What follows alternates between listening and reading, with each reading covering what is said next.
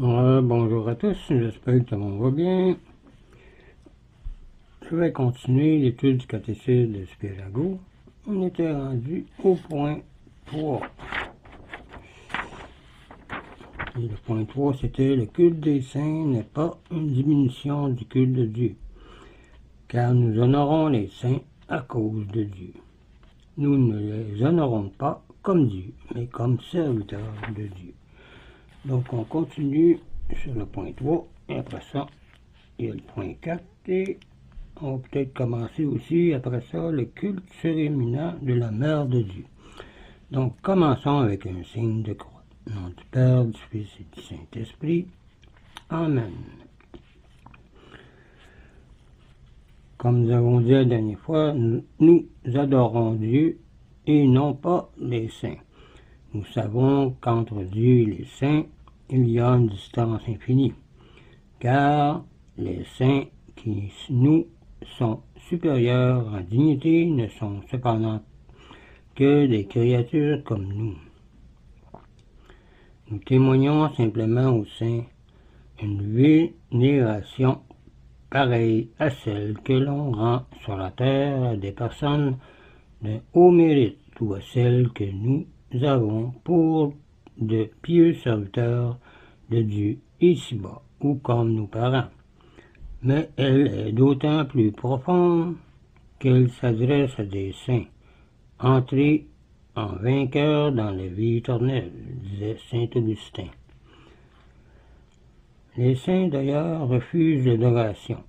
Lorsque Tobie et sa famille s'agenouillèrent devant l'archange Raphaël, celui-ci leur dit: c'est Dieu qu'il faut glorifier, et donc il faut chanter les louanges.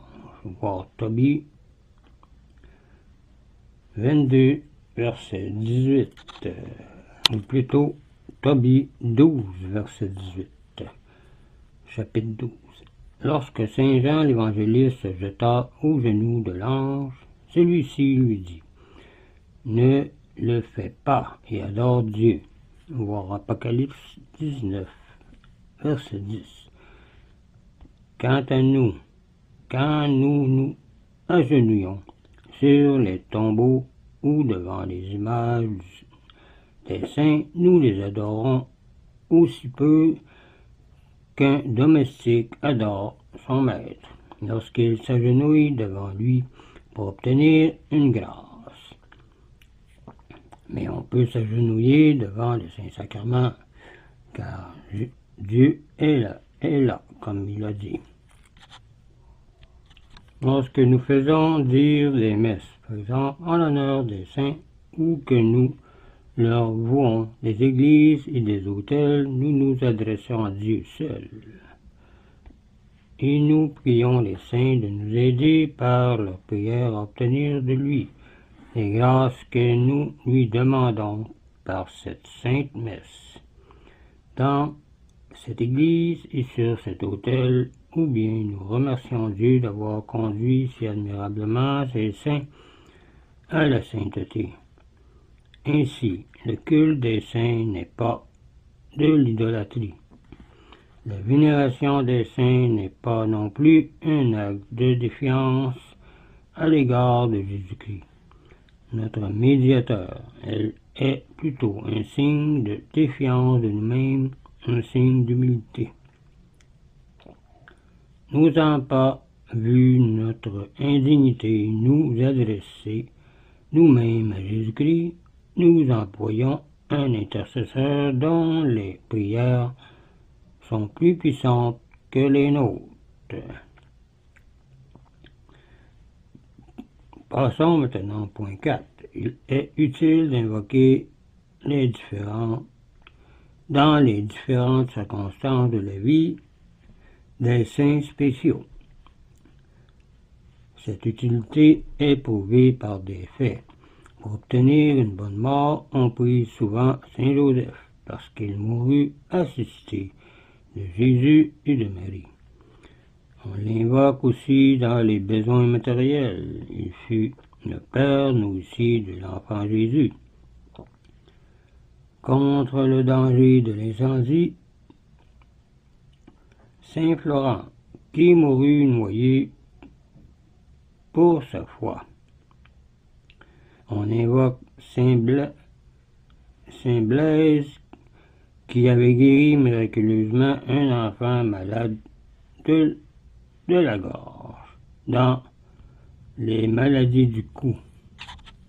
Saint Odile qui recouvra la vue lors de son baptême pour les maladies d'yeux. Saint Roch qui avait soigné et guéri des pestiférés contre la peste. À Saint Jean Népomucène qui subit la mort, martyr du secret de la confession, lorsqu'on est en butte aux calomnies.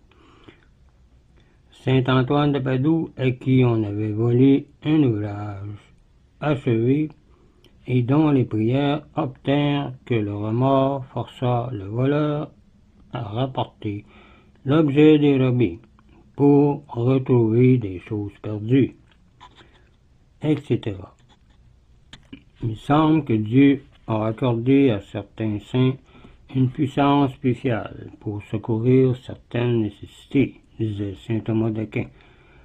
On peut conclure de certaines prières miraculeuses exaucées que les saints s'intéressent particulièrement aux personnes qui se trouvent dans une situation semblable à la leur, au lieu où ils ont vécu ou à l'état qu'ils ont professé. Le culte surréminent de la Mère de Dieu maintenant. En langue théologique, ce culte supérieur s'appelle hyperdulie en grec.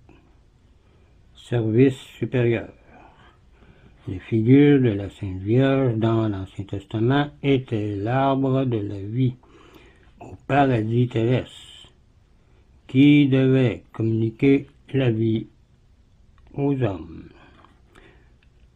Et Adam et Ève, l'arche qui servit à sauver le genre humain du déluge, l'arche d'alliance qui contenait la manne. Elle représente aussi le temple de Jérusalem qui était éclatant de blancheur à l'extérieur et brillant d'or fin à l'intérieur. Marie était pure de toute souillure et remplie de l'amour divin. Judith qui tua Holoferme, l'ennemi juré de son peuple, la reine Esther dispensée des lois communes, Marie le fut de celle du péché originel, et qui, par sa médiation, sauva son propre peuple dans l'exil. La mère des 7 frères Maccabées qui assista à la mort de ses 7 enfants et qui, à l'exemple de Marie, eut le cœur percé de 7 flèches. Les saints évangélistes nous rapportent très peu de choses de la vie de la Sainte Vierge, à part que la tradition. Nous en lisons certains traits dans les visions de Catherine d'Émérite, rédigées par Brentano. Nous rappelons ordinairement Marie, la Mère du Christ, Mère de Dieu, ou Bienheureuse Vierge Marie, comme c'est marqué. Dans Luc 1, Sainte Élisabeth appela déjà Marie, Mère de Dieu, dans Saint Luc 1, verset 43. Et le concile d'Éphèse en 431 confirma le titre de Mère de Dieu contre l'hérésie de Nostérius. Marie, en effet, donna naissance à celui qui est Dieu et homme en une seule personne. L'enfant reçoit son âme de Dieu et cependant on appelle mère celle qui donna naissance à l'enfant. De même, on nomme avec raison Marie, Mère de Dieu, quoiqu'elle n'ait pas donné la divinité à son Fils, mais l'Esprit Saint lui donna. C'est avec raison que Marie est appelée Bienheureuse Vierge. Les paroles de l'ange prouvent sa résolution de rester toujours vierge. Voir Saint Luc 1, verset 34.